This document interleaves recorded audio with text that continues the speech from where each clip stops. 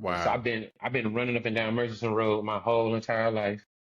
Mm-hmm. They say it takes a village to raise a child. So having everybody in that neighborhood of Broadale just helping raise me. Mm-hmm. 'Cause Mama wasn't always there. Like I said, when Mama went at Right. school, she was at the church house being Christian education director and the leaders. Mm-hmm. She over there, and Daddy, he over here at Goodyear, over here at Kelly Springfield, working Mm-hmm. these 12-hour shifts. When he get off, he tired, he's trying to eat. He going, hey son, you know, I love you, man. Yep. There's beauty in the struggle, ugliness in the success. Hear my words and listen to my signal of distress. The good news is, nigga, you came a long way. The bad news is, nigga, you went the wrong way. Guaranteed official. That's what you're gonna do. Because of what you're doing for the body. You know, I will start by saying this, Mark.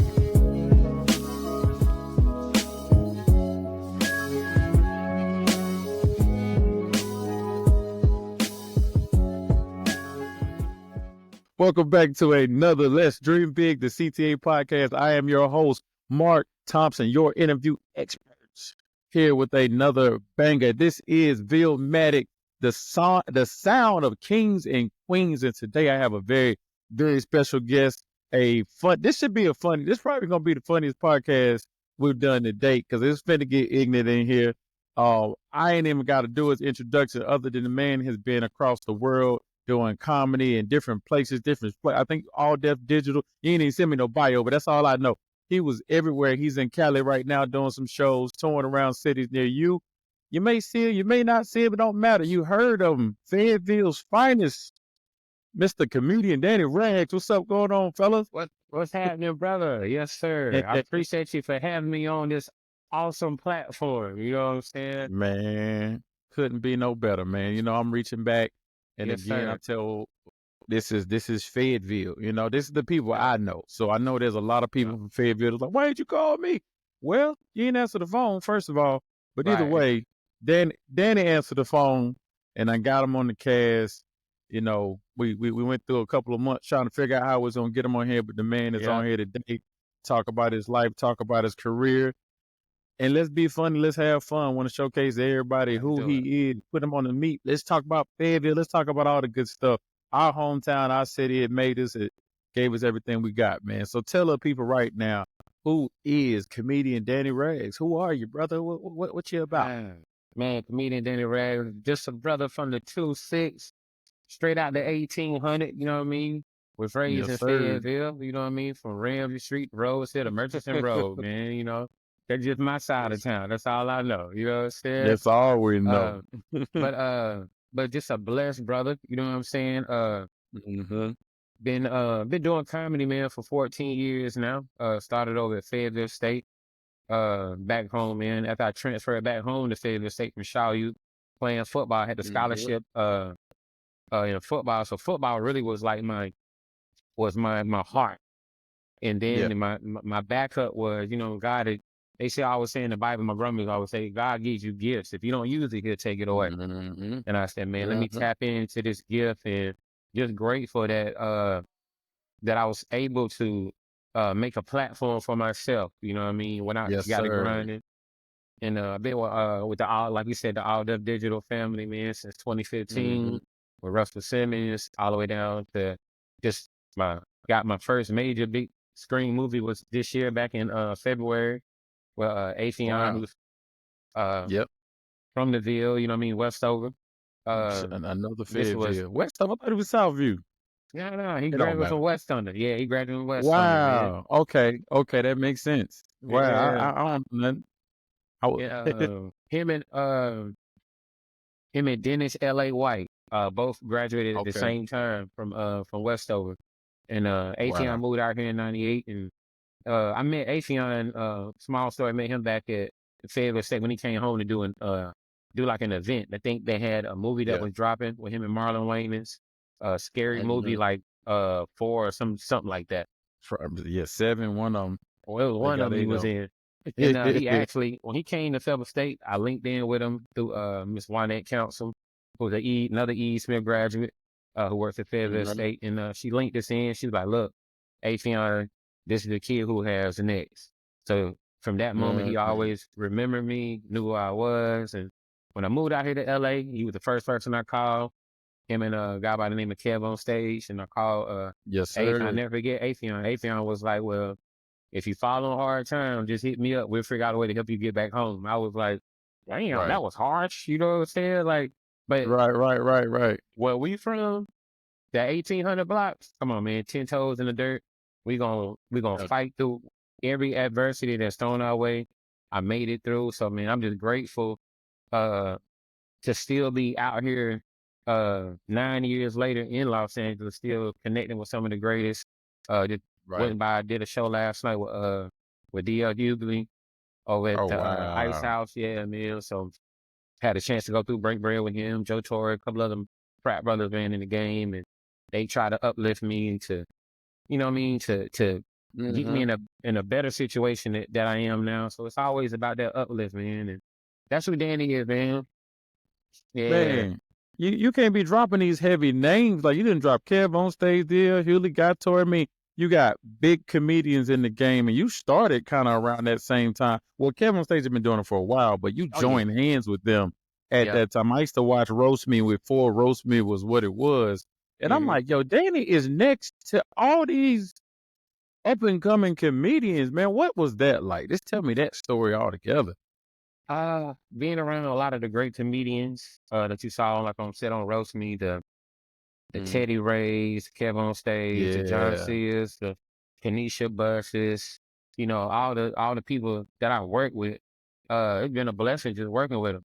You know what I mean? You see so much talent that comes out to this city, you know, of Los Angeles, and you don't really know what people go through. You know what I mean? You see Cincinnati, DC, Detroit, you know, you see so many places, and just to be accepted by those great comedians that I call great, that they also call me great, it was just a blessing. Wow. You know what I mean? Just even Yeah. being on the set with them, and how I even got on the set was, long story short, was Kev's brother Jason Fredericks.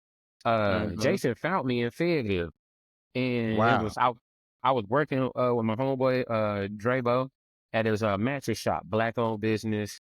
Drabo, me and Drabo, man, been brothers since kids. He married somebody from the 1800s. So he was up there working at his store. I ended up going up to the store and just helping him out. So you know what I mean? Just working with Drabo. I want to see him win. You got to have people in your corner that want to see you win. You know what I'm saying? No matter what, you know what I mean? Because people always come just like the devil to seek, kill, and destroy. But if you got some good people in your corner that just want to see you just physically and mentally just win, that's what I wanted from my brother, man. And I'm in there working with him. And I was working, Saturday, it's a black owned business. I'm starting to working with a white family. And there's a guy come in, and he got his camera out. He like recording. I'm like, well, I know this ain't feds. You know what I'm saying? Like, man, you know, we be outside, man, for everybody. So I was like, man, what's going on? So I told Dre, I said, boy, I'm finna get up out of here. So long story short, he called me back later. He was like, oh, man, this dude, he wanted to meet you. I was like, who the hell want to meet me? He was like, yo, this guy by the name of Jason, the guy who came in. So we go by Jason's house. Jason tells me like, yo, you mad, funny. I like your improv, how you was improvising with the family, trying to help keep them, you know what I mean, settled in until your guy came back to make a sale. Hilarious. Well, your friend told me that you finna move out to LA on November the 1st. At this time, excuse me, it was I want to say it was like homecoming weekend. And so that following week, I was finna move. I already bought the ticket, finna move to LA November the 1st. So Jason was like, look, you need to get in contact with my brother, Kev, on stage. I was like, okay, who the fuck is Kev? You know what I mean? At the time, like, I didn't know who he was. Right. And so I was like, all right, cool. I hit him up. And he was like, yeah, you ever heard of All Def Digital? I was like, nah. He was like, well, it's kind of like a West Coast based Wildin' Out. And they do everything online. It's a branch up on the Def Comedy Jam. I said, all right, cool. I hit him up. I know about Def Comedy Jam, you know, Russell Simmons, blah, blah, blah. Right. As soon as I got here, I called Afion, then I called Kev. And then Kev was like, look, yeah, I saw your stuff. My brother hit me. We'll hit you. We got some stuff coming up here real soon. We'll hit you. Like, did not knowing 5 days later, he finna call me. Wow. You know what I mean? So I'm like, oh. So when he called me, he like, can I talk to Danny Rags? I'm trying to get in contact with Danny Rags people, his representation. I'm like, yeah, hold on for a minute. Put the phone on pause. So I get back on. I was like, yeah, you know what I mean? This is Danny Rags representation. Yeah, we want to know if he's available for November the 6th. I said, okay, let me look back over his calendar. I put the phone on mute. Oh shit. Oh shit. Like, I'm finna be on. So I was mute, like, yeah, he's available. Of course, what time does he need to be there? So they gave me the call time. The crazy thing, you know how country we are. Mm-hmm. This is a big city. It's like being in New York in a sense. So I didn't know how to get around. So they sent me the call sheet. I'm my first time ever seeing a call sheet. This person supposed to be at this time. Whoop, whoop, whoop, whoop. So I'm looking at my name and like, Talent, Danny Rag, you got to be here at 2:00. I end up getting there at 12:00 in the afternoon because I took the bus all the way back to the airport just to take another bus to get all the way back to Hollywood. No, I didn't know how to get around. I'm like, well, all I had to do Right. living here 9 years, I know how to get to that spot now, like with my eyes closed. Right. But I ended up getting into the spot. It had to be Russell Simmons' house where we shot our first, my first time ever being on set with them was at Russell House. And they fell in love with me. I didn't get paid the first time. I didn't get, I didn't let that deter me. I didn't let that tear me down. Oh, man, they didn't pay me because they don't know who I am. They just trying to get to know me. Right. But my second time on set, man, I got paid healthy. You know what I mean? And I was like, oh, God, I see you working. So they put me in with the family because I saw how a lot of talent that be out here don't get paid that works with these companies. You know what I mean? If you may, you know what I'm saying? You may get in there and they may finesse you like, oh, man, here, take $100. Right. And you happy with the 100 because you're around Russell. But I was like, I'm a country boy. Right. I know it's some money being made out here, so I'm finna learn the ropes. And I got a chance to sit down. After Jason got me looped in, I sat down with Kev. Me and Kev built this rapport. Come to find out, me and Kev went to the same church out here, California Worship Center out here in LA. So that made it even better. And then I got in this play out here at the church.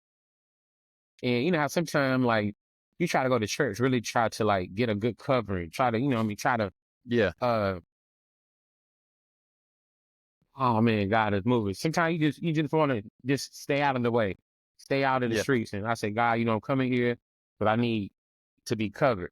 I'm just in the church just trying to lay low. That's how most people end up being ushers or doing stuff in the church. They even want to lay low. You know what I mean? Like, all right, I ain't trying to get nobody choir, none of that. But in the Bible, it said your gift will make room for you. And my gift kind of made room for me because they was like, yo, we got this Christmas play coming up. The person who we had playing Frosty can't play it. Would you mind playing? And I'm like, man, like if I do this, they gonna know what I do for a living. I'm just trying to lay low. So I end up taking the role. And from that very moment,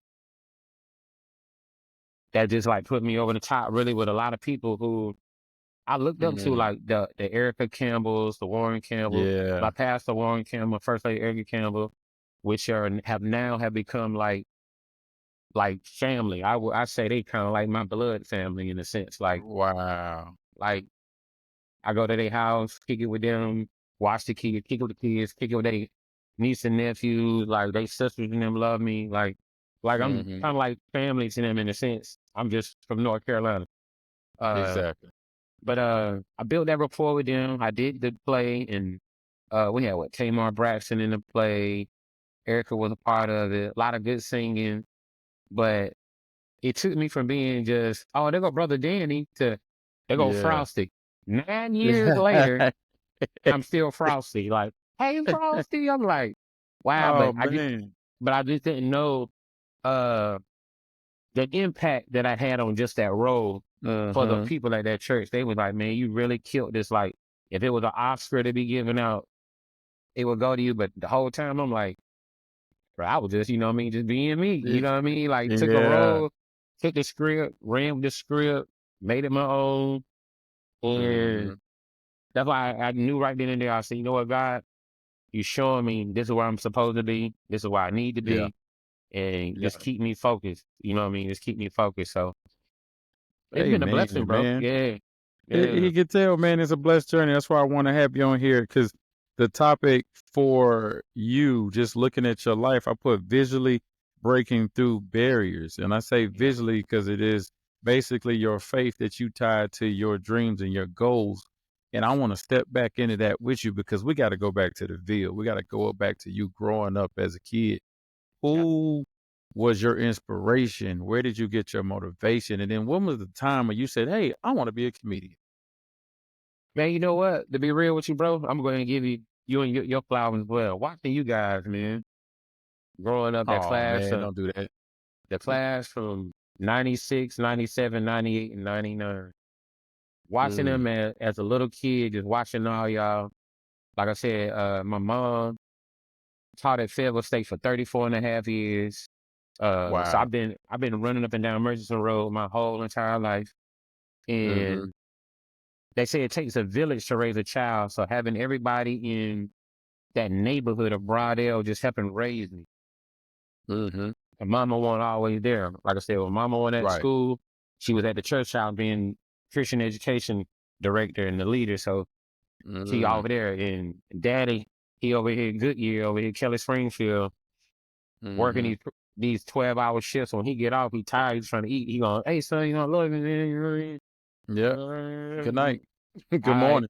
All right, I get with you, you know what I mean, type thing. So it's kind of like, I would hate to say it was kind of like we was like roommates, but it was just, I know you was working. You was really busting your butt just to make ends meet, because I can remember my parents, before they had me, they were living on Jasper Street. Then they moved from Jasper Street to TP. That's when I come about, right there on Platinum. And then from Platinum, we moved over to Country Club. And now I'm growing up over here. I've been part of this E. Smith family, man, because I call E. Smith Reed Ross. I call E. Smith Edgewood. I call Reed Ross what they call it now, Luther Nick Gerald. I call it Lucille Siders. You know what I mean? All I knew was Edgewood. I ain't know Luther Nick. You know what I mean? So, exactly. But my inspiration honestly came from the people in the community. Like I said, watching you, Jason, the Slims, the Dennises, you know what I mean? The Rodneys, you know what I mean? Just Cue Ball, just watching everybody, Big Kenny Haywood, just watching the guys who came before me and said, okay, these guys are setting the standard on how we supposed to walk and live our life over here on this side of the track. Over Montebello, and everybody to go to Bird, everybody to 71st and Westover and Bonanza, the Southeast, they got a different walk. They got a different view. We had a view of this is family. Yeah. And if you going through it, I'm going through it with you type thing. You know what I'm saying? And shout out to our late brother Rob Hunt. Rob was always kind of like my security in a sense. So like I moved up to varsity my 10th grade year. So when you playing varsity football at E. Smith, you got to go through the tradition of the bullpen. You gotta go to the bullpen. Gotta get beat up. That's your walk of rite of passage. Hey, truth be told, I'm gonna go ahead and say it now. I ain't never had to go through that corral. Corral looked out. I'm gonna keep it a buck. Like I was supposed to go in there, and I never forget. Tony Kennedy got all of us in there, and they done cut out the lights. And I'm like, oh shit. Man. But Rob was like, don't touch my little brother. You know what I'm saying? Don't touch my little brother. And I was like, oh my God. I'm so glad that big teddy bear here, you know.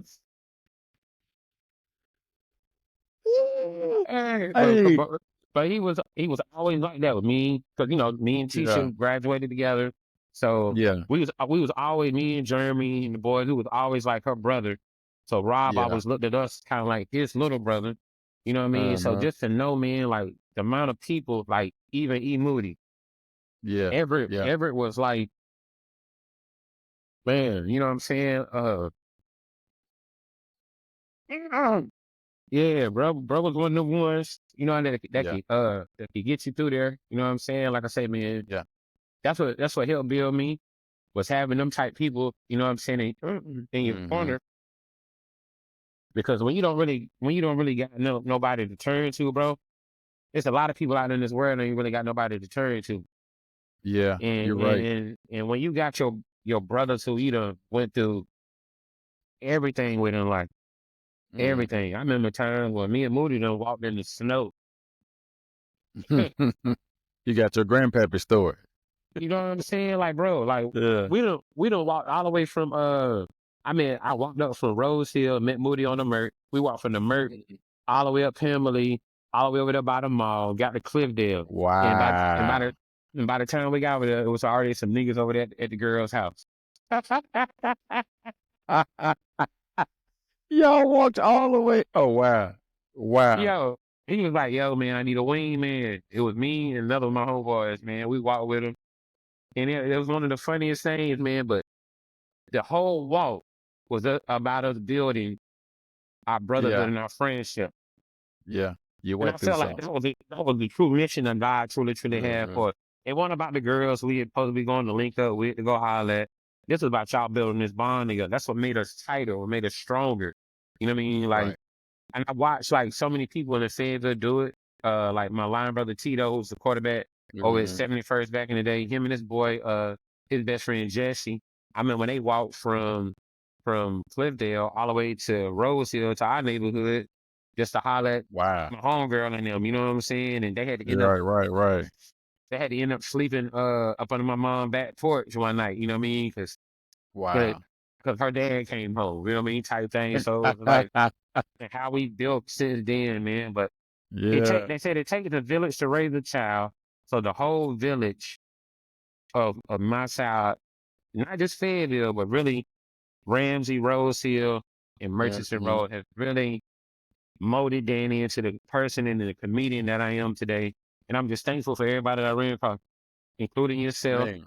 and everybody else, bro. Like you guys truly like helped me get to this point. Because Right. I knew like I couldn't let nobody down. You know what I'm saying? Like I got this Mhm. talent.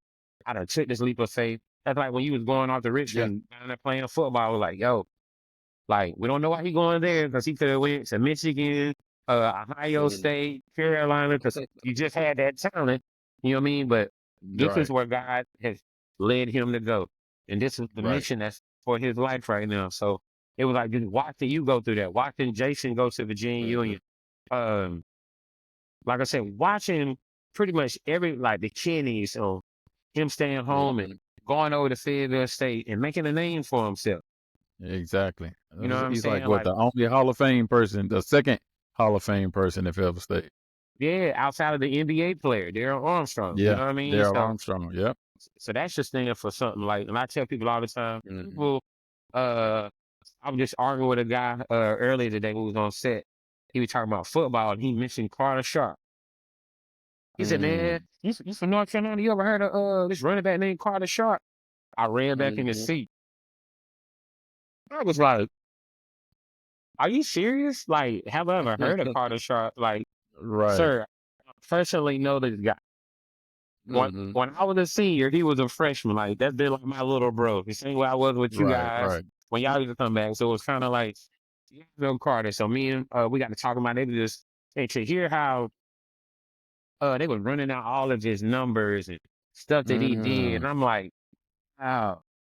For me to Yeah. be over here on the West Coast, I mean, I'm sitting in Mhm. Los Angeles right now. And for somebody in Los Angeles to tell me, oh, you from North Carolina? Word, you ever heard about this running back named Carter Sharp? I'm like, what? You Mhm. didn't mention nobody from Durham. You didn't mention nobody from Right. Raleigh. You didn't mention nobody from down out of Hope County. You mentioned somebody not just from Fayetteville, but from my high school, dude. Like, what? Right. Like, yes, I know this guy. And so that really like pulled my heartstrings, like to know, like, look, man, our name is out here. Like I got another Yeah. homeboy right now. Well, y'all see, but I got another homeboy right now who me and him we moved out here around the same time, 2015.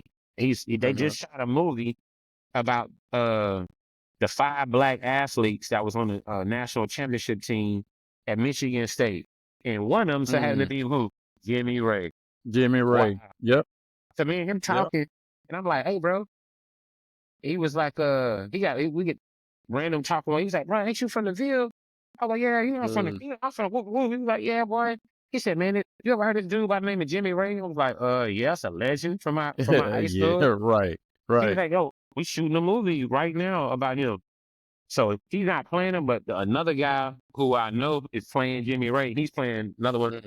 And I thought, how crazy is that again? Yeah. You know what I'm That's saying? big. Like, it's big that they know about us. They know about this Ezra Smith. I want to say people underestimate who Jimmy Ray. We know who he is, but what he did in his time and his era when black folks weren't playing football in the ACC.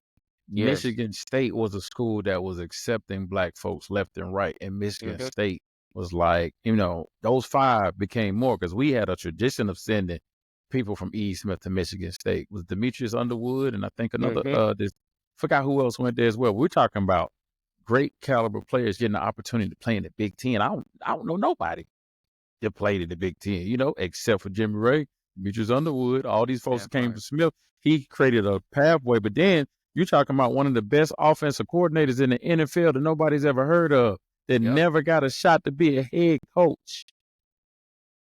Yep. Bro, one of the best offensive coordinators for years. Well, I think he was for years with the San Diego Chargers for a long time. And with the Oakland Raiders. Raiders. I think his last 2 years might have been with San Fran. Because I remember I went to the Super Bowl. I ran into what's my coach from the Ville with the Myers Lions? He's Abraham.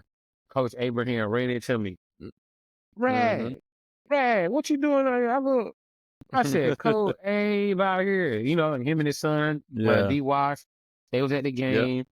And then we got to talking about stuff like that, man. I'm like, wow, this is kind of like, to run into him, in San Fran, he was like, he got some tickets from Jimmy. That's how he came. That's how he got to the Super Bowl. And I got some tickets from, shout out to Tasha Bethea. You know what I mean? Like, Tasha hit me. She was flying out here to L.A. She had 3 tickets. Her and another one of her people was flying out here, and it was like, yo, we got an extra ticket. We in L.A., you want to go?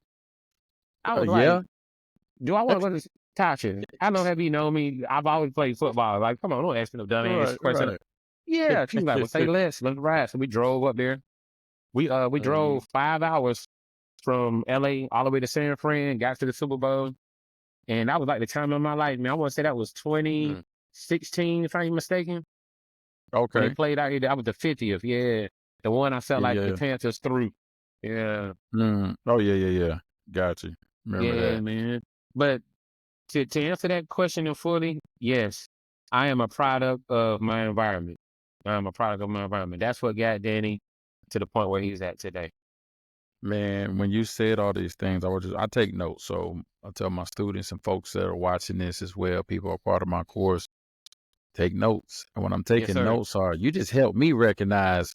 I'm sitting there like, we saw a lot of stuff. We saw a lot of bad things as well because Fayetteville wasn't easy to get through. It's a small town. Yeah. It's a big city and a small town. That's what it is. All together. It's big and small at the same time. And we saw a lot of stuff. We saw a lot of crime. We saw the whole crack epidemic in Fayetteville. We saw it in our schools and how it affects. If you went to Reed Ross, you are a survivor. I tell anybody right now. You made it through Reed Ross. It was 7 gangster neighborhoods going to one school every day, and you had to figure it out when you got there. It was the closest to prison I ever been in. But you also had to find your tribe. But what you just stood out to me is that we had our tribe, our neighborhood. I talked about my neighborhood the other day, talked about Broadale. Adjacent to the Merc, but we all had different, it was like having the same folks that clicked up together. Because the one thing we had in common was athletes came out of Broadale. Yes, sir. They were everywhere. They were in other neighborhoods. But we had a tradition because of the community. My dad went, my brother went to E. Smith. We had uncles, we had friends of friends and with these. So you knew growing up when we went to under the Friday night lights, went under that stadium and played Kill the Man, whatever people call it, pick them up, throw them up, whatever you want to call it. you was out there at that game watching these giants play and said, one day I want to be like that. We're Terrence Ellis, Jason Thompson, me, Prazer. I mean, hey, we all in the same neighborhood, athletes. Sure. Here, like, listen here, like, all the way from, man, you said something that Brodell, like, I got an aunt that live on Brodell. My aunt, uncle live right there on Golan toward the back. And my cousin them live right there on Cascade. So like, yeah, we grew up in this neighborhood, and I got a shameless plug. I'm going to throw it out there. I've been writing on this for 4 years now, and the idea came from when me and Everett Moody, we was on the road doing contract work one time, and Everett was like, "Yo, bro, you need to write a movie about us on how we grew up." And we were sitting in the room one night, bro. This not me. This is all Everett. But since he gone, I'm taking this towards the marathon second team. It's a movie called Brodell Boys. Wow. I've been writing on this thing, but God been dealing with me on, do I turn it into a series or do I keep it a movie? Because I've been really thinking about like breaking it down in the sense of kind of how 50 has Tommy and them show like Ghost in the Air. It was one of them. It's called Brodell Boys, and it's about 5 athletes. One that lost his way, another one that made it. One turns into a pastor. You know what I mean? Like, I got some stuff for you, bro. Like, yeah, man. Like, hey, man, we need to talk offline. I got some stories to give you too. So we had some. I'm talking about. I got a story that's in my life that was so comedic. Looking back on it, it was horrifying for a 5th grader. But when I tell the story, it's so funny, man. It is the most hilarious thing because you got to put the Merc Mob. If anybody know who the Merc Mob, it starts off as little kids in the elementary school at Ferguson, and you find out who the Merc Mob is real fast. Real fast who the Merc Mob is. Either they cool with you doing football season, and then in the spring you get your butt whooped, or you got to run home. So you got to add that stuff. But anyway, man, we can talk about that. We can get. Man, that'd be fun. You got some good stuff, man. That's dope, man. I'm proud of you for even thinking about that because our city has so many stories. It needs to be told. I know I've seen you live doing your comedy and it's in you. You know, the stuff you're saying, the stuff you're moving is you can tell it's from what you came from. It's your substance. It's built into you. All of that stuff is happening. I remember when I first met you and they were like, yo, this Danny, Rob introduced me to you. And I was like, when you were singing, you don't know, you have no idea who's watching you when you become a senior, E. Smith. But when you get older, you're like, yeah, I know you. I'm like, how you know me? Who are you? Oh, that's such and such. All right. I've seen grown men now that we when we got over 30 and somebody was like, hey, yo, that's Mark Thompson. I'm like, I'm at South Point Mall. How you doing, man? This is just a regular person, you know what I'm saying? But the glory, like you said, we were giants to people that were behind us. And the same way I look at a Junior Smith, the way I look at a Dwayne Casey and you know what I'm saying, a Stan Calendar, we were looking at those guys in the same way growing up. And that's real. Shame. So it's beautiful, real. Bro. It's beautiful. Man, like I said, watching y'all, it was like poetry. You know what I'm saying? Like on the football field, it was like everybody can't put on the blue and gold. You know what I'm saying? And Milton Butts told us that from the jump when we was sitting at Reed Ross. He was like, a lot of y'all that's on this football team at Reed Ross not finna play at E. Smith. It's gonna be y'all last time playing. Fact. Point blank. And I knew I looked around like, shit, he ain't talking to me. Sure. Yeah, hey, I'm finna put this blue and gold on, bro. You know what I'm saying? And I'm gonna paint my cleats gold. You know what I mean? Yeah. But to actually come over and as a true freshman to see, I went by Douglasburg. Bob probably was trying to get us my junior year, but watching and seeing how their facilities were up to par and the Pine Forces, but to come into the weight room at E. Smith that they had to turn into a weight room that was a auto mechanic room. You know what I mean? And seeing, okay, this is what these brothers have just been using. to get Yep. bigger and stronger. But mentally, one thing I can say, everybody gonna say the same thing about E. Smith. One thing about Smith, them niggas finna be fast. Oh yeah. You're not Oh finna yeah. catch them boys. So we've been running from the people. We've been running all our lives, man. Awesome, bro. Awesome, man. We could talk about Fayetteville. We could talk about Broadale. That's a whole brand new podcast. I really want to get everybody together and do that because we've been having these Yeah. who is the best E. Smith football team wars all day. I got the stats Yep. right here. I got the stats. And people be talking, but they don't. I'm talking to you, Lamie. Shut up. I got the stats. Anyway, man. Barriers, man. It seems like you broke all of these barriers. Faith is the most important thing for you. What would you say has been the biggest barrier you had to fight to date so far? Depression.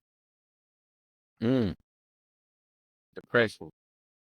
And that comes from like not believing in yourself enough. You know what I mean? It don't really mean nothing. You know what I'm saying? If everybody think that Michael Jackson is the best and he don't believe he the best, you know what I'm saying? And so it's kind of in that sense is I dealt with that a lot because a lot of people don't know I was adopted. You know what I mean? And going through that really played a major role in my life on how I moved and how I dealt with people. That's why I love on folks so much because I felt like I was left and I was left without love. But the family who adopted me, I love my family. You know what I mean? They love me, but it's not like that umbilical cord. You know what I'm saying? Yeah. To your biological parents, and I grew older and got a chance to meet them, and immediately saying like, God, thank you for not allowing me to be raised by them. You know what I'm saying? My dad just came home from serving 25 years in prison. Then my mom, they did 6 years in prison. And I told myself, I said, I wonder where I would have been at if I'd have been raised up in Winston-Salem. But God, you blessed me with a family who loved me enough, loved you enough to want to adopt another soul, to bring me into that household and to raise me from all the way from that 1 year old, all the way up to this 40-year-old man that you see here today. I'm grateful for that because, you know what I mean? The woulda, couldas, or the shoulda, couldas, or what could have happened. You know what I mean? Right. You know what I mean? But that depression played a major role in my life because I felt like I was always like left behind. You know what I'm saying? I always had to work the hardest. You know what I mean? Even like dealing with Coach Butts, you know what I mean? Me and him, we didn't get cool until after I leave high school. You know what I mean? Coach Butts was always on my back. I'm gonna do this, I'm gonna do that. I'm like, damn, cuz I'm doing it. You know what I'm saying? Like, what more do you want from me? You know what I'm saying? Like, but in a sense, I got it because now when you're in coaching, you see if a coach not calling on your name, a coach not, that's the issue. Right. If he not trying to invest in you and trying to make you better, you know what I'm saying? And I felt like, but Coach McDonald, Yes, man, really, Coach McDonald was really like that father figure to a lot of us. Even the ones who had fathers. You're like, Coach Mac, man, like he helped me through a lot. You know what I'm saying? Like when I was getting in trouble in school at Smith, I'm making everybody laugh. They're gonna send me to the principal office. They're called Coach McDonald. Coach McDonald raggling up here cutting up. He'll come in, grab me by the ear. You know, Come here, boy. Come here, boy. And drag me all the way down to the Sea Hall, put me down in his classroom. And a lot of people didn't know that was one of my favorite classes, like history. I'm big on history, big on like knowing the facts of something that you're dealing with at the present moment. Like I like to know everything. Like before I walk up the room, I need to know who's in there, what I'm dealing with, how I'm dealing with it. So I know how to be presentable in a sense. And Coach McDonald was one of the ones who helped mold me like that. And Coach King, my senior year, he was another coach who's the head coach now over at Westover High School, where he graduated from. But that was one of the main reasons I wanted to get back into coaching. I said, if I get back into coaching, I want to be around some coaches who helped mold me while I was playing ball. Not just to be on the coaching staff, but people who, you know what I mean, when a coach could have went 1-10 last year, I still would have went over there with him. Oh Because yeah. I know that you're not gonna be 1-10 forever. You had a bad season. You know what I mean? But I know that you care for these kids, you coaching these kids. Like, I'm just grateful, you know what I'm saying, to have been a part of that whole process, man, over E. Smith. Yeah, we get to talking about God. Well, you know how the devil works. Yeah, the devil is trying to take us out all the time. God is good. He All is the good. He's time. amazing all the time. We done started to read. The devil is trying to attack this podcast. So we dropping gems, mentors. We dropping the community. We're dropping God, faith, all of it, man. Danny Rags is out here putting out his vision, his life, his purpose. And Yes, here sir. it is. We restarting and going back and forth on this podcast. It don't matter. It's still going to come out and it's going to shine bright, man. Like I said, it's a big shout out to, I was going to ask you that question. That was one of my questions. Who are the people who you feel like represented and showed you favor at school? We already talked about Coach McDonald, Coach Butts. Anybody else out there that you would say that was instrumental? I mean, because let me paint the picture again for folks Go who ahead. don't know. E.E. Smith is a historically Black high school. It is a national presence. If you don't understand, we were like a HBCU in high school. There's some schools like Yes. that. Goldsboro is like that. Goldsboro High School is just as big, right? But E.E. Smith is nationally known. People know about this school. And what we're talking about is these folks who poured into us because it was what the community did. It was what the Yes. school had. It was the pride behind it. To this day, I can walk up to you and say, I'm from Fayetteville. And they say, what high school? I could look at you and you'd be like, oh, you went to E. Smith. E. Smith. Exactly. Exactly. I ain't got to say what school I went to. People already know it because it's Already not know. arrogance. It's confidence. It's pride. It's something that was poured into us. And we earned that rite of passage and also earned the, like you said, earn the rights to wear the blue and gold. Yeah. Man, it's nothing like it. Nothing like it. So, man, who inspired you at Smith besides anybody else besides some of the coaches out there? Yes. Miss Melody Chalmers. To this day, she be mad when I be calling her Miss Chalmers. She be like, just call me Melody. I was like, nah, Miss Chalmers, you know what I mean? But and me and Austin, her brother, we graduated together. But me and Austin, we grew up together, running through Broadale, running through Eccles Park. So Miss Chalmers played a major role. Miss Pope played a major role. Miss Hepburn played a major role. Miss Mack played a major role. It was so many teachers and people within that school that really, like, man, I'm not gonna lie, really helped save Danny. It's been times Right. where I got beside myself. No man is perfect, you know what I mean? And I'm out here, I ain't trying to run the streets with the boys, and Right. I never forget, I left school when they snuck off and walked up to the Jasper Street to suburban Vermont. And it was like, the homies up there making like a little slam. They doing some stuff, the boys out of America, and my teacher pops up there, grabs me up. She could have easily, called the school, called back, Right. told the principal, Miss Quarter and everything, snatched me up, get in my car. Got in the Wow. car, got me all the way back to the schoolhouse, put me in her class. I thought she was finna whoop me. That's how scared I was. I was like, damn, like, can teachers like beat kids again? Like, this is crazy. And she was like, get your ass in the car. You going back to the school. Got me back to the school, set me down, and really, bro, broke me all the way down, humbled me up, and helped mold me, man. Like, that's what I mean when I talk about, that's a community school. Like, E.E. Smith is the second oldest historical Black high school in the state of North Carolina, after Durham Hillside. Durham Hillside changed their name 3 or 4 years after they were already established, which I like to argue with people from Durham because that makes us what? The oldest historical Black high school. Y'all really didn't even have that name, but cool. And that's how the people want it online, that y'all the oldest, we the second oldest. Then it will go was it Carver up in Greensboro? Yeah.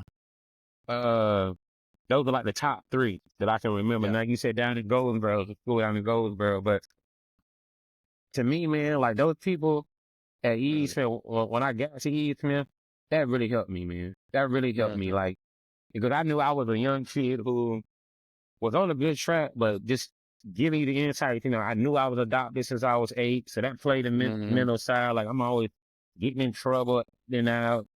People not really knowing why I'm getting out because this is playing in the back of my mind. I'm dealing with this. I'm watching everybody go home and spend time with their siblings. In the back of my mind, I'm like, do I even have siblings?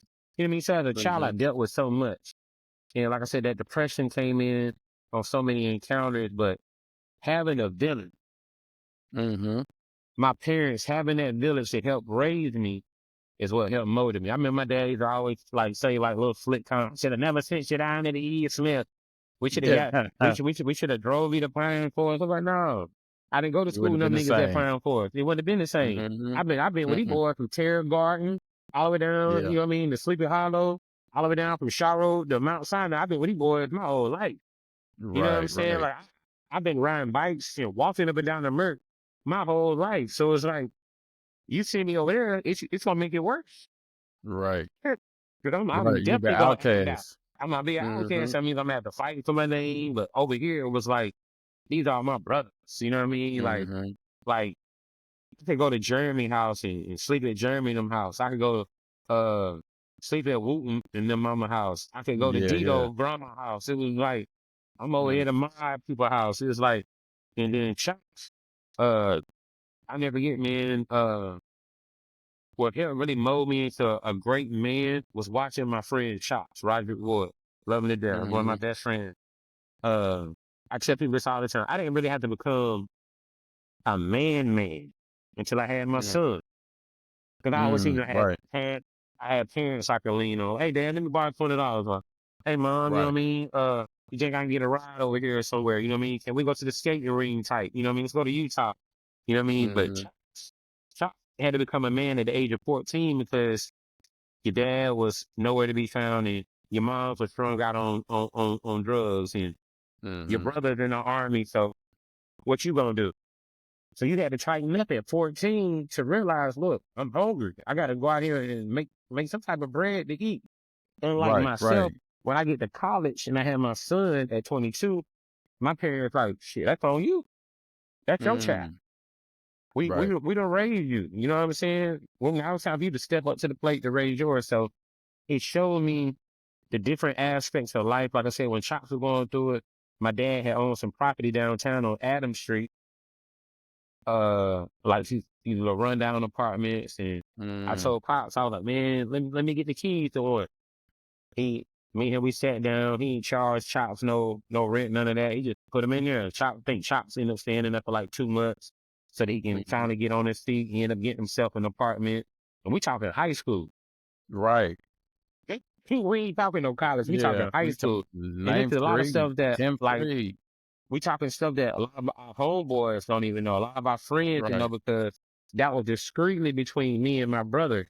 You know what I mean? That's why I say we came into a family environment. And I don't know too many high schools and too many people that do stuff like that. Right. You know what I'm saying? Like like I said, but we learned that from you guys, from the 96, 97, 98s, and the 99s prior to us getting there. You know what I mean? So my freshman year was class of 99. We said, okay, this is the last. I tell Slim this all the time. You guys were the last hoorah of the 90s. So we got to figure out, okay, how we gonna take this torch and all this tradition and history that was left to us. How we gonna set the 2000s up?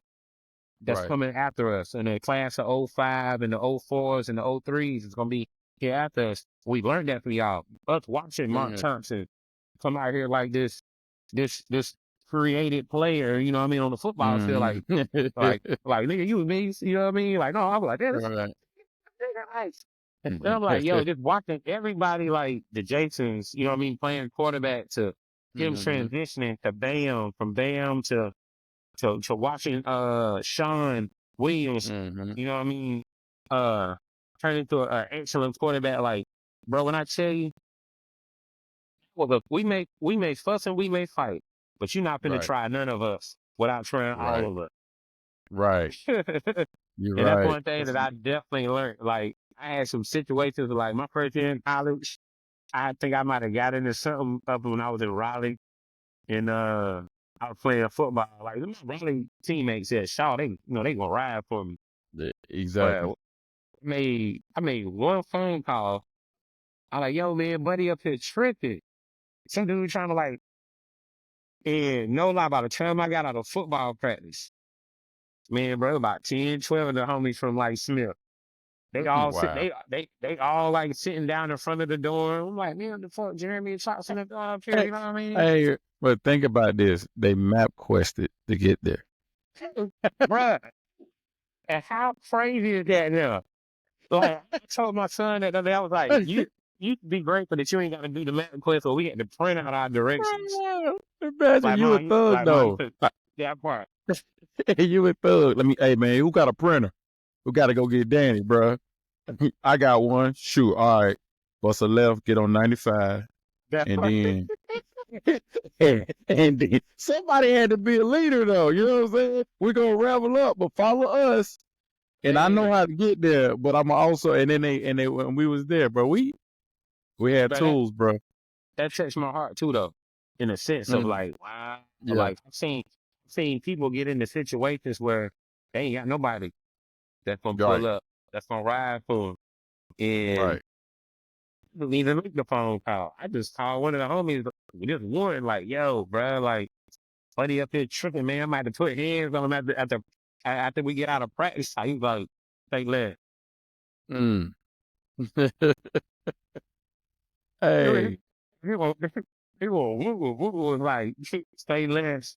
He made a phone call. Woo was at Central. He's Woo at made a Central. phone. Yeah. He was at Central at the time. He was like, stay left, Rags. Stay left. Yeah.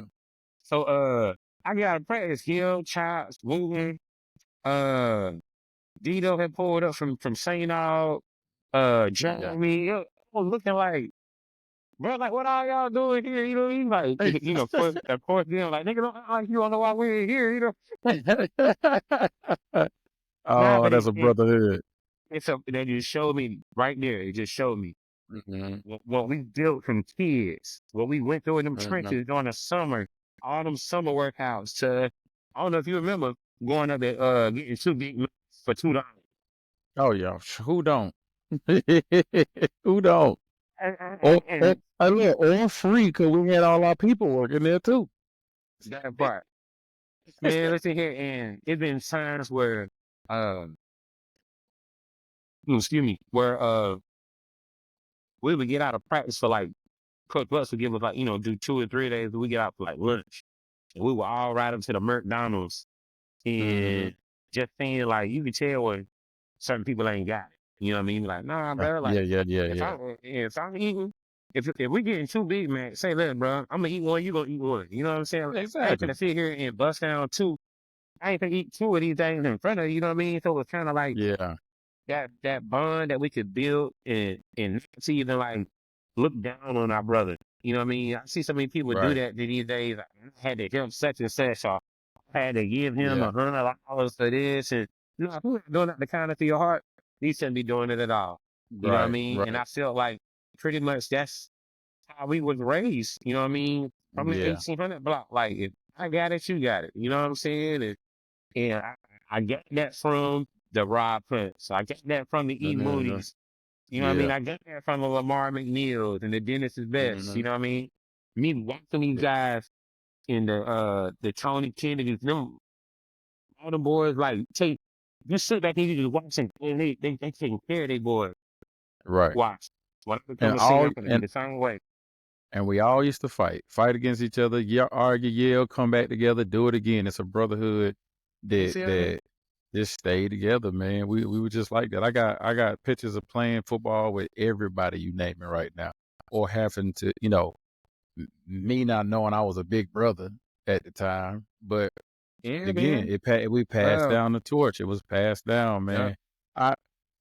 I mean, this is something I brought up in other podcasts just for this series alone, but your foundation with the community, you harped on it Mhm. so heavy, man.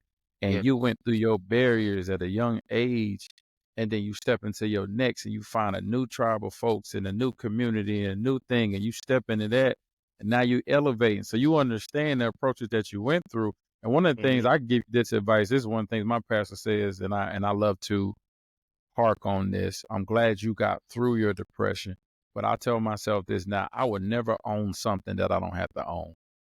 I don't like owning depression. I'm not gonna own anxiety. If we know, and we're gonna go Bible on this for those folks who believe. If you don't, it's okay. sir. But if you know you serve a higher power or God that can take that away from you, your faith is strong, then do it.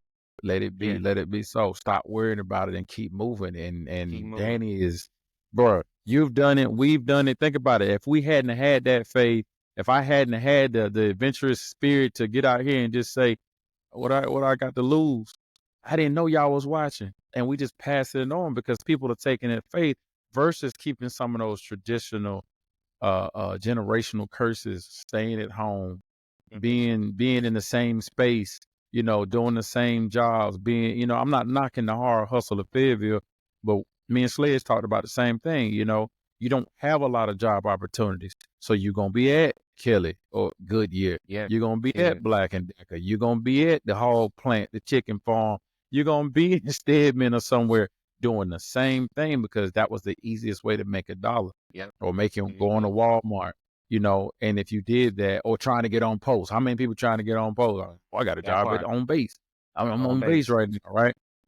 It's the systematic things that we learn from each other. But one of the biggest things you talked about, our community, man. A lot of folks don't have that. They got a high school, they didn't have a community. Community. It's on our Yes. backs.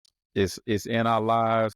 It made us who we were. My dad said, I don't talk about him enough. Daddy, I love you. I love you for working hard. At Goodyear, my daddy worked, 30 something years, pushing tires, man. And My dad what was we at had to learn, 38 years. bruh, I'm That's probably crazy that you lying on said his 30. head. Bruh, they know each other. I don't even know, but my They dad knew definitely everybody. know each other. They definitely Anybody do. who worked at Goodyear, Kelly Springfield knows the entire Fayetteville. Yeah. Everybody.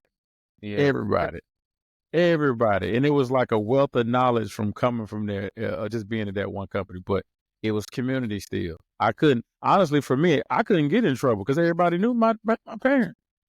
That's why That y'all part. saw me doing good. Because I was gonna get in trouble when I got back home. Right. I was gonna get smited. I was on punishment for 18 weeks one time. You think that ain't a jail sentence as a kid? Oh Looking my out the God. window, watching everybody play. 18 years, 18 weeks. 18 weeks. Good. Hey, Hey. you know what happened? I ain't never getting in trouble again. I ain't never getting a whooping again. And I had to find my tribe of people. So those trials, we always say when people need to grow, you got to go down before you go back up. And it's just like a Yeah. seed. I say it all the time. A seed has to be planted in the dirt and spread roots first before it can come up and be a flower. Come And on, that's what I had somebody. to do, man. That's what I had to do. That's how you saw the version of me, because I was heading around the wrong path. I did some stupid stuff because you just saw people doing it. You wanted to be popular. You wanted to be with like everybody else. And like you said, you saw your boys having fun. Well, I want to do it too. You saw these pretty girls. I want to have the best shoes, the best clothes, running around the city. At the end of the day, man, you got to make a choice about making that choice is what's going to determine the rest of your life. And that's what I did. It started a pathway to my purpose. And here we are. Look at us. Here we are talking on the career. Let's Dream Big podcast, talking about Let's greatness, dream man. big. Let's dream big all day long, man. I got a couple more questions for you. I mean, we didn't talk so much. We did exactly what I wanted, man, because Yes, the sir. folks who are not from Fayetteville ain't going to understand, but understand there's a rich heritage about this, what we present, what we provide. But Danny, man, like, what's next? We got away from the comedic side. You're a comedian, Right, man. right. What's next? Yeah. You talk about the book a little bit, or possibly creating and writing a movie, but what's next for you right now, man? I know you're touring a lot and doing comedy shows, but what you got on the plate? Well, right now, I'm back on tour with Atheon. So we've been on the road. Like I said, last night I did a show out here with DL and broke bread with him and Joe Torre, another one of my frat brothers. And out of all these years, like me and Joe, they just been passing by each other. And then Right. last night, this how God worked. Last night, he was like, "Why you ain't got my number?" And I was like, "Man, because I'm like I told him, I'm not one of the ones that just be running down on celebs and just be begging for Right. numbers. It's not me. Like it happens organically." He was like, "Man, give me your phone, man. We got to get on the road together." So me and Oh, him got to wow. talking last night. So it's some stuff that we trying to like muster up. You know what I mean? Got in the making, and we trying to do some cute dog shows. We want to go on the road and do the cues of comedy. So we've been Oh, talking a that'll little be bit about dope. that. So now since you got DL, Eater Bruss, Joe Toy, man, it's about 15 of us that live out here that do stand up. So we talked a little bit about that. But for me, I got the homecomings coming up. I got Fayetteville State University homecoming coming up here in Yeah. October on the 26th. Also, Central reached out. So No hole. yeah, no hope. So I've been kind of in between with both of them. Okay. But a lot of these colleges have been reaching out. So right now we in homecoming season. So I'm planning on doing some homecomings, pulling up on a lot of these universities. And by the end of the year, I want to like throw my own shot. I mean, wanting to record my first like stand up special. I did my first hour special, last year for Memorial Weekend in Raleigh at Good Nights, but whatever happened with the footage, it was kind of like all blurry. So I was like, No. but I was cool on that. 'Cause I was like, you know what, God, it just want the time for us to pitch There that. wasn't time. There You wasn't know what I time. mean? I did not let that discourage me like I've seen others do. You know what I mean? Because everybody runs off of like a time period, but I run off of God's time. Whatever Right. you see fit at that moment, I'm here with you. But I know the mission that I'm on. I know the goals that I have, and I know where you trying to get me to be. So I'm just gonna ride and I'm gonna pray about it. You know what I mean? So right now, that's where I'm at. I said before the end of the year, I really wanted to either go back to Raleigh up in Good Nights and actually do me a special, another hour special. But I got some stuff, like I said, I've been working on. I got another short film we've been shooting up in Durham. That's why I really came Okay. home for a little bit. We was in Durham shooting a short with another comedian from the area. And also, like I said, That's good. I've been writing on these two short films. So I'm eager to see what these gonna be like. You know what I'm saying? With these shorts I've been writing, because this is actually my baby here. Like the Brodell, I got Right, one called right. that Brodell Boys is my one. And I've been writing on another one. It's kind of, I'm gonna give you the premise. It's kind of like you ever seen the movie Shooter with Mark Wahlberg? Yeah. Yep. It's kind of something in along the lines of that, but it's in a black version. And I call him I call it God's Eye, where he's like he's a sharpshooter, but you never know it. He's a minister. You know what I mean? Oh, But he that's also good. Don't tell that no more. Shut that up. That sounds too you know what I good. mean? Yeah. Oh, that sounds good. Yeah, I've been writing on that, man. So my writing skills been getting a lot better. You know what I mean? 'Cause, like I said, since I moved out here, just being around a lot of comics and just sitting down, breaking bread with them, even with the Atheons, all the way down to me sitting with Uncle Russ. You know what I mean? And me being around the Deion Coles and the D. Ray Davises, people like that Yeah. who hit me like, yo, Rad, like, bro, you funny as shit. But if you really sit down and write your stuff out and put it all together, like, bro, I'm telling Right. you got something. So I said, man, Yeah.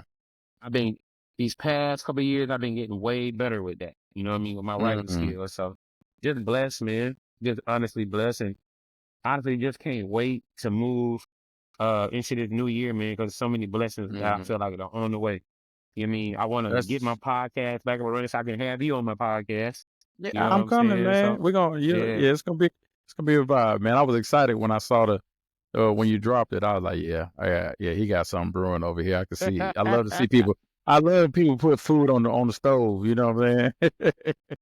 That's beautiful, Everybody man. was like there too. They was like, "Hey, boy, that thing look good." I was like, Yeah, "Yeah, he man." look clean. We came together. We just put some stuff. It was so random how it came together. Cause bro usually is my camera guy. I met him through Fayetteville State. So when I come home do Fayetteville State stuff, they usually hire a camera person to follow me around, shooting like BTS. You know what I mean? Behind the scene content. Right. a- a- anything they got me doing. So I started seeing like, yo, Chris, you getting better with this. He's like, man, I appreciate it. 'Cause, like for the past 2 years, he was working through Fayetteville State. And now it's like, hey man, I don't really need Fayetteville State to holler at you. I got your number, Right. brother. Let's team up. And guess what? He worked good year, Kelly Springfield. Good, yeah. But he was Yep. like, man, when I don't have to work, you know what I mean, these crazy hours to get together. Let me know when you're in town. Let's shoot. So we started putting our minds together. And then when I went home, right before I went to Jamaica in May, that's when we shot all that stuff around the Memorial Yeah. weekend for E. Smith. And he was like, bro, look, I need you to come up here to the spot. I mean, everything that you said that you wanted in here, I got it. But I added some more stuff. Bro, as soon as I walked in, I teared up. I was like, man, God, this is what I've been praying about, man. Yeah. It looks sharp, man. Look, you see my makeshift background, but it look, you know what I'm saying? But It's it looks mine. good. How It's about that? yours. That's your baby. It's You know what my, I'm saying? exactly. It's my And that's baby. how I felt. So, That's how I felt about it. Because I remember the last time I was at that facility when I was doing a podcast for the homie Jesse Mitchell in Fayetteville for the No Chaser podcast. He called me like, yo, I want to book you for my podcast.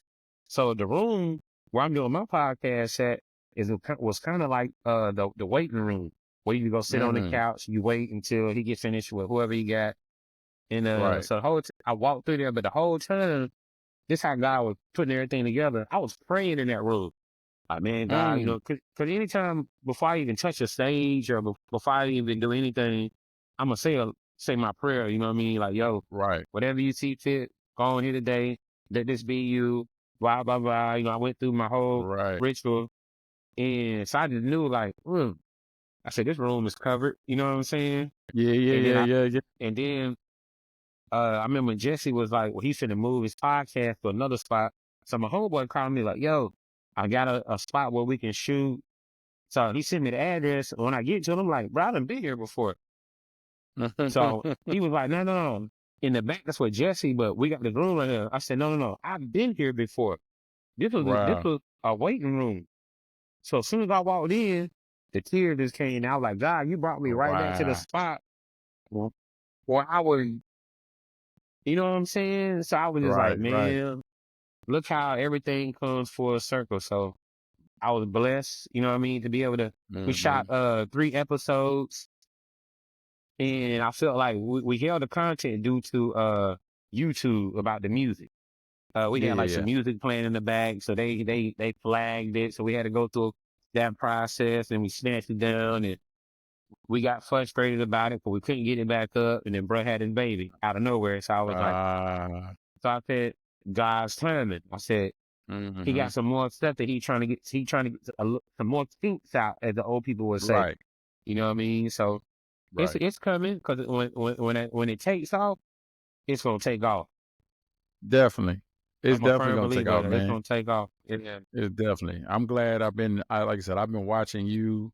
You stepping into so many different things. You got God with you in so many different directions, and you're at peace, man. It's just one of those things as you get older, that's what you want. As a black man in America, we just searching for peace. This is not something about dating or no, it's just, man, it's overall, man, peace that passes all understanding, man. That's all we're looking for. We got to move in that way in order to keep getting to and living in our purpose, man. So I'm glad you found your purpose. You're in it. You're living day to day, step by step, new adventures, man. Proud of you, bro. Definitely proud of you. Yes, sir. I do want to ask you one last question, man. Somebody up and coming who wants to be a comedian, who wants to go in your footsteps, man. What advice would you give that young man or young lady from This the what I Ville tell. specifically? Okay. And I tell every young comic that's from Fayetteville that's reached out to me, that seen me do shows, even that pop up at my shows, I always tell them this one thing: be you, be original.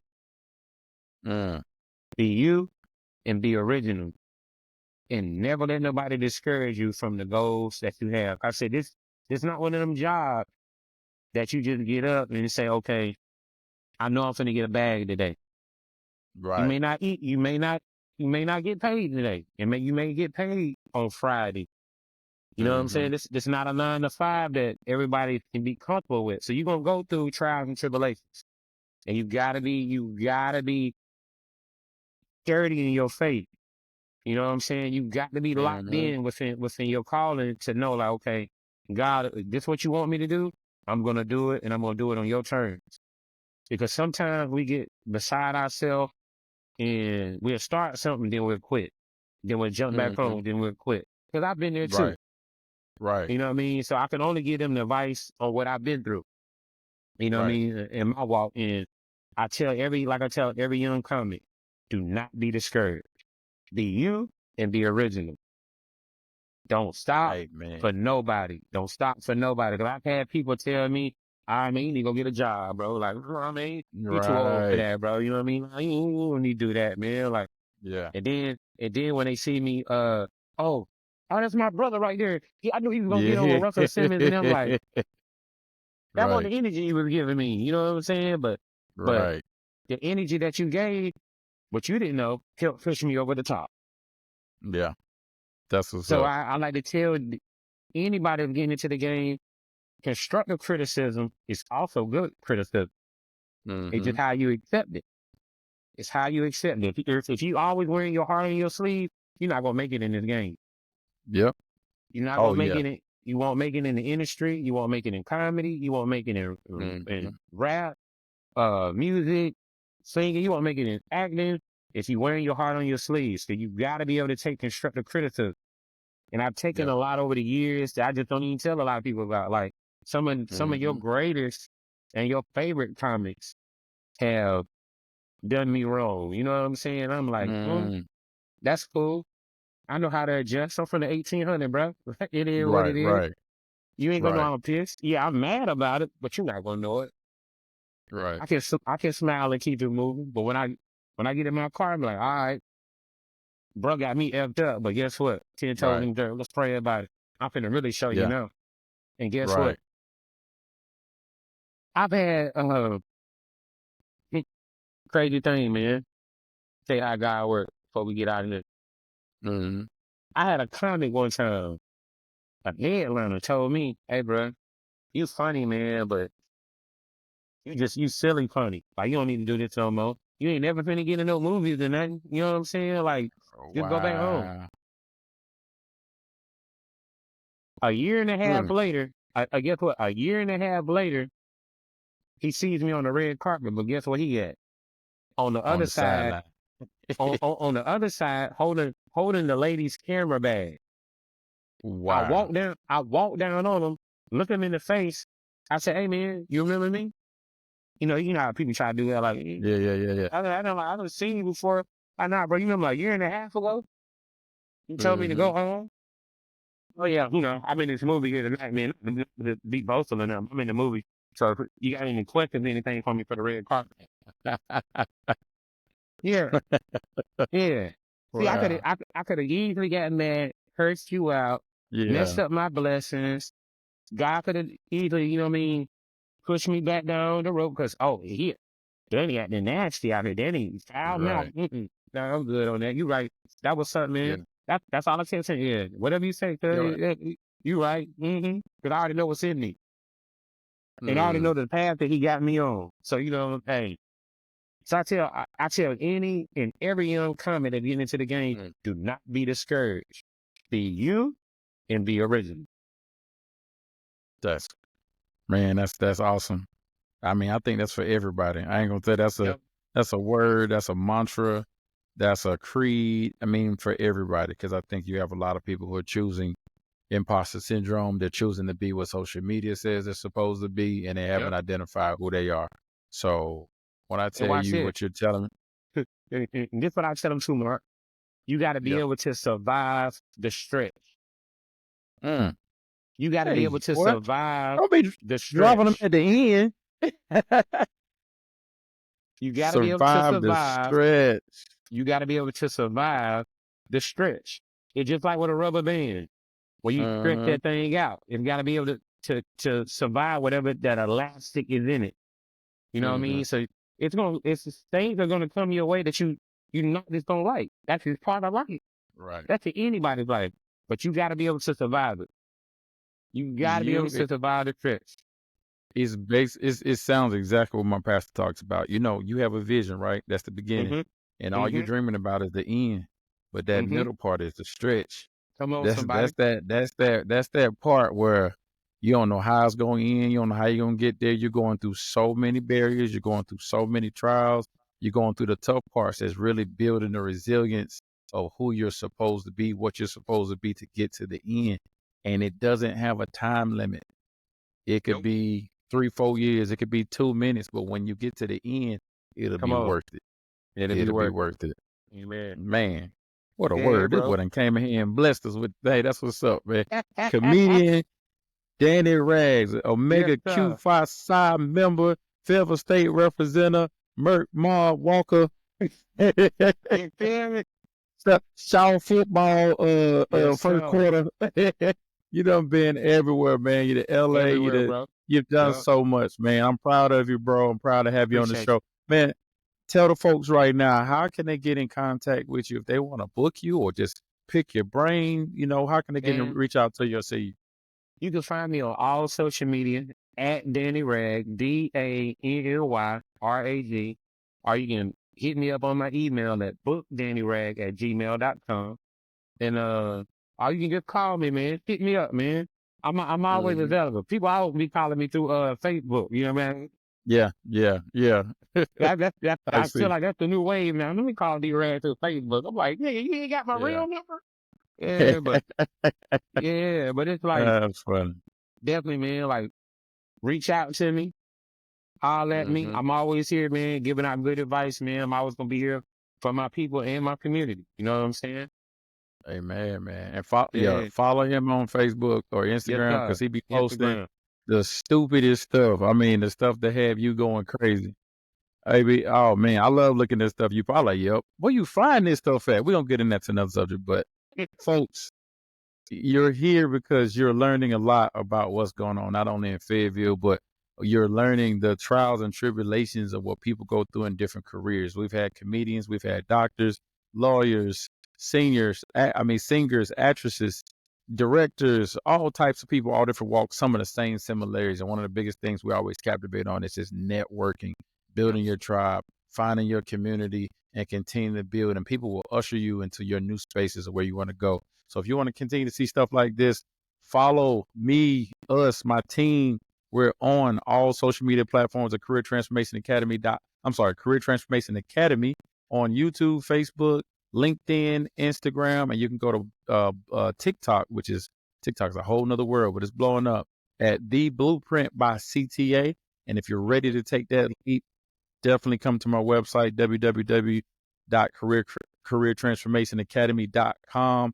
Book a free career consultation. I can't even talk right now. Book a free career consultation, and we're here to help you get to that bag. If you want a new job, if you want a better career, let us help you dream and discover what that is, and we can show you how to get there. It's not easy, but it's easy for you as long as we can put the pieces of the puzzle together and show you how to get there. So that's it, folks. We're here. Danny, thank you, brother. Appreciate you, Always. brother. I'm Yes, glad sir, you got man. here. Man, we done preached, prayed. You done opened my mind up to stuff I ain't even think about, man. All these podcasts could be 2, 3, 4 hours long. We could do two They of really them. can. But for the segment we had, man, I appreciate you. We're gonna break bread too, brother. somehow another time, man. Yes, and sir. for everybody, we got to say out. We out. We out. 6. No, I got 12 on that. That's my number right there. I got 12. All right, bro. All right, man. Official.